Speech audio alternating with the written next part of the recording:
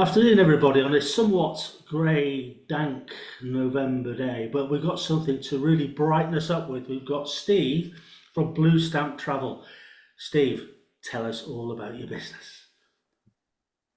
We are Blue Stamp Travel, as you said. We are a UK tour operator and specialise in sending students mainly to sunnier climates than we're in at the moment, Europe and further afield. We work with school groups and we work with individuals, and our kind of speciality, if you like, is language acquisition. So language schools abroad and work placements for students, week long, 2 week long, 3 months long, depending on age, to improve their language skills. That's really interesting. And so therefore, do you actually go to schools for this and talk to the schools and do that, or is it individuals themselves? Where do Uh, people come from for you?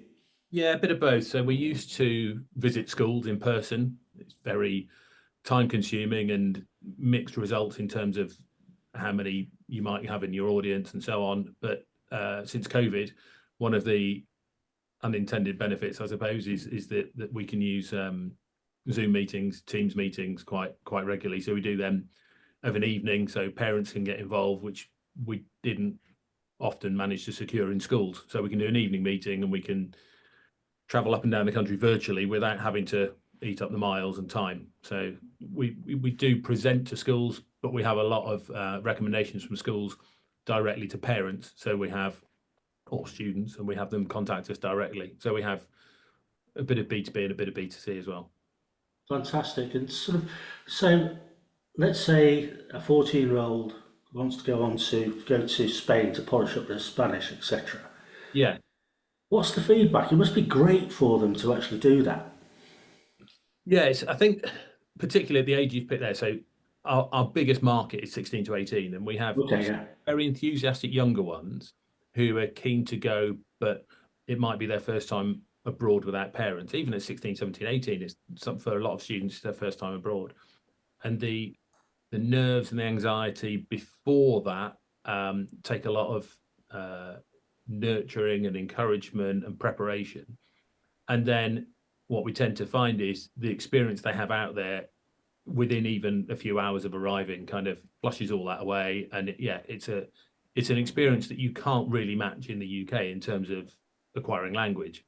And one of the things we say, if you go and do a 20-hour course and you're having 2 hours a week in your school having lessons, then you're looking at 10 weeks worth of lessons in the space of a week. So the intensity of it, the immersion, the fact that when you walk out on the street, you see the signs, you hear the voices when you go to a shop or the market or staying with a homestay. It makes a huge difference. And as well, I suppose, I'm sure they get a real taste for the culture. Yeah, again, you cannot replicate that in the UK. You can talk about it, you can show films, you can the ideas of it, but the number of times that people come back after a week and say, "Oh, it's really hot there," for example, did you take some time off in the afternoon and have a siesta, or did you try and do a full 16-hour day like you might in the UK, milking it for all it's worth? The pace of life might be different, or the the way people manage situations is different abroad. And yet you can't teach that until people experience it for themselves.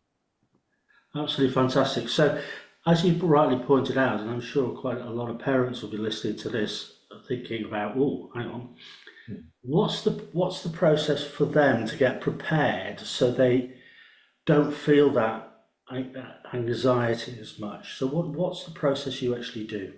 Well, so a lot of our bookings come directly through the website. People have an idea of what they're looking for, look on the website, choose something and book. Absolutely fine.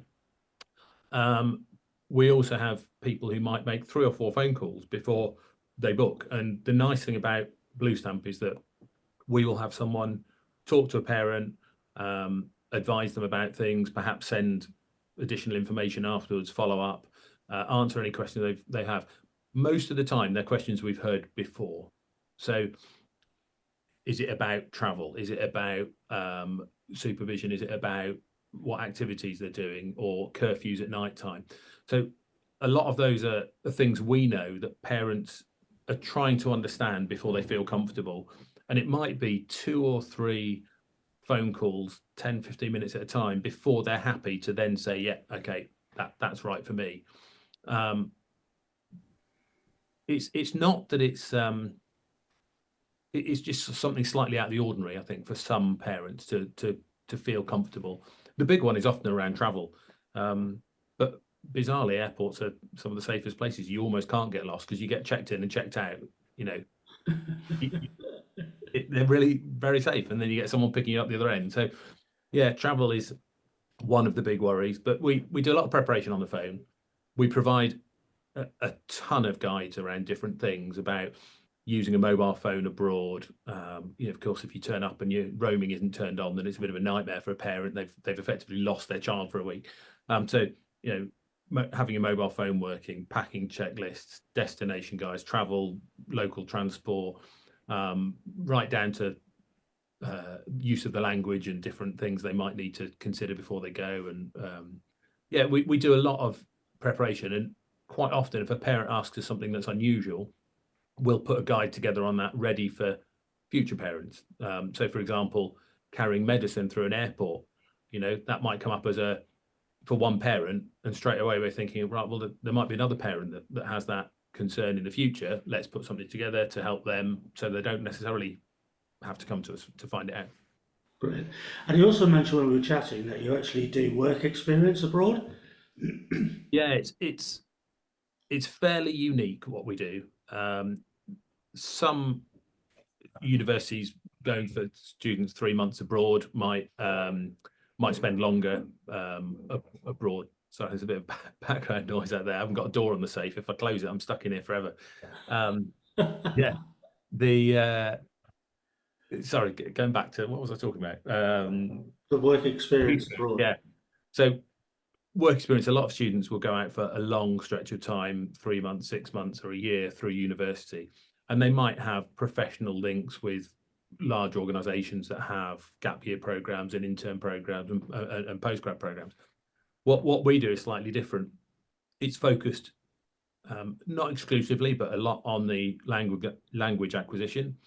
So we have placements that might be akin to Saturday work. So cafes, restaurants, bars. We've got places with animals, nurseries. We've got nursing homes and residences. We've got hospitals, shops, retail. We've got all sorts of things. If you see on the high street, we've probably got it.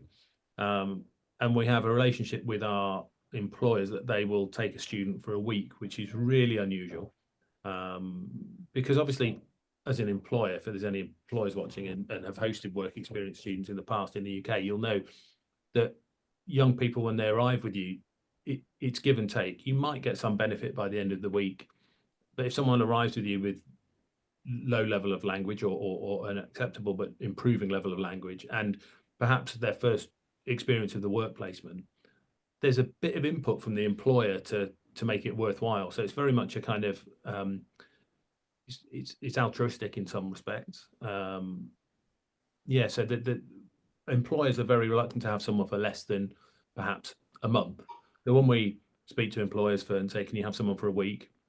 Often, how old are they? 16. Oh, that's a bit tricky. It takes the right kind of employer. So that's why what we do is difficult. So much so that we arrange work placements in France, Germany, Spain, Italy, and where we have students going into France, we sometimes have Swiss and Italian schools approach us to arrange placements in France. It is difficult, it's unusual, and you don't find many people doing it. So, yeah. That's really interesting. So, 2017, did you always want your own business? I think I probably did. I think it was a conversation my wife and I had for years when we both taught together. We both taught in the same school for 22, 23 years. And even when we were happy at school, always, doing extra bits and enjoying it,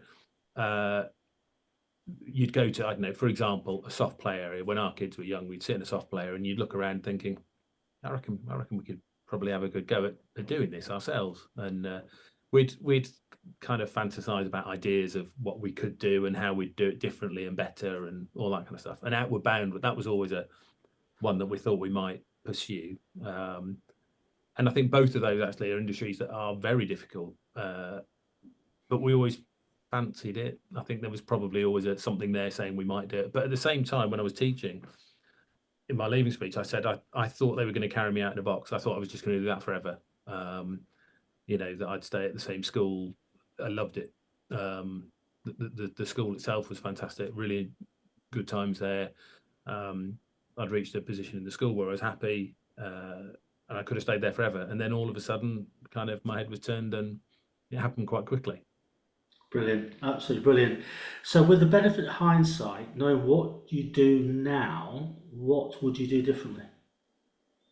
Um, Not start a travel company before a global pandemic. I think that probably number one. I think I've been asked that before, and I think because you don't know the impact of things, if you said I would just change that and then this would happen, I'm not sure it's as straightforward as that. And I think the butterfly effect kind of means that I might change one thing and something else would be completely different. And I'm happy where we are. I'm happy with how it's gone, and in terms of the business and how it's had an impact on our, life outside of work. Yeah, so I think, would I change anything? Probably not. I think COVID, although I joke about it, bizarrely was a fantastic time for our company, in that it gave us, we'd had a year operating before. The day we were due to move into our own premises, we packed the car up and moved, and travel industry shut down. So we just drove past the office and went home. We never ended up moving into that office in the end with the after COVID and one thing and another. And we were agile and dynamic. You can all use these flashy words, but we worked from home for a little while before kind of scaling back into a different office and then buying the premises where we are now. So COVID allowed us to do that, and it also gave us an opportunity to really kind of forensically analyze what we were doing and to spend a lot of time developing on the website and the admin system and so on. So from a business point of view, COVID was really good for us, and I don't think I'd ever had that length of time to think and really slow things down a bit. Enjoy breakfast in the sun in the first lockdown was a real treat, and then go and get some work done and think and go for a walk and come back and do some more thinking. And yeah, you don't get that kind of when business is booming. So yeah, in hindsight, it was really good for the business. Brilliant. So, what do you see as the main challenges going forward? MFL is a big part of our work, modern languages, and they are without a doubt under the cosh from in schools in terms of numbers of students wanting to take A level and wanting to go on further. And I think one of the pressures there is that the way exams are marked mean that grades are often lower in languages than they are in other subjects. Not to say that the standard is lower, but the marks appear lower. So it's very discouraging for students to want to take languages to A level, which for us is really important. And it's only been magnified with loss of compulsory languages across the board, which was maybe a thing for some schools. That's gone, so numbers got dropped off a bit there, and universities only last week or so, Nottingham University announced, along with other courses, that music and MFL are being cut. So I think that the loss of languages being taught is really disappointing, and I know people will think, oh, AI will take care of that, or Google Translate will take care of that. You only have to move in the world of language teaching and see the relationships people have when they can speak the language, and being there in person, and human relationships will never be replaced by AI, and the language is so important. So that's a huge challenge. And then I think, much like any industry, I guess, where you take a lot of money in sterling and spend it in euros or dollars or whatever, the kind of the fluctuation in the market is tricky, and to an extent we can hedge against that, but the fluctuation being so erratic at the moment, all you need is world leaders of whichever country to make some comment, and all of a sudden that affects us. It can be quite frustrating. So looking forward to the budget in a couple of weeks. Yeah, we'll see. So things like that, I see as our kind of big macro factors. I think in terms of challenges to us as a business, no, it's just carrying on as we are, and growing and developing, bringing in new staff. Yeah, I don't see them as huge panic kind of worries though in any way. Okay, brilliant. So busy business, family. How do you balance your personal life with your business life? It helps when you run the company with your other half. So Vicky and I were teaching together, and that was our kind of big part of our life. The children came through the same school as us, and that was a big part of what we do. And then we moved into Blue Stamp, and the plan at the beginning that when I started Blue Stamp was that Vicky would join me after a year, and kind of within about 6 weeks, I think she'd given a notice and said, right, well, I'm coming as well. And so within 3 months, we were all in, which, yeah, a bit kamikaze, I guess you could say, but it was committed, might be the other way. But it does mean that our work and home life do blur a bit. Obviously, we're more worky when we're at work, but it's not that uncommon that the first thing in the morning and the last thing at night are still talking about work. It helps when you really enjoy it. And so I think if it was really difficult things, really stressful things, and there are times when things are difficult in terms of work generally and pressures, that work and home blurring isn't always a good thing, but I think on balance it's really helpful for us. So yeah, I'm not sure I've got it right in terms of work-life balance. I think I've got a kind of a bit of a that workaholic vibe, I guess, but yeah, it works okay. No complaints. Brilliant. The final question. What is the best advice you give to an 18-year-old you?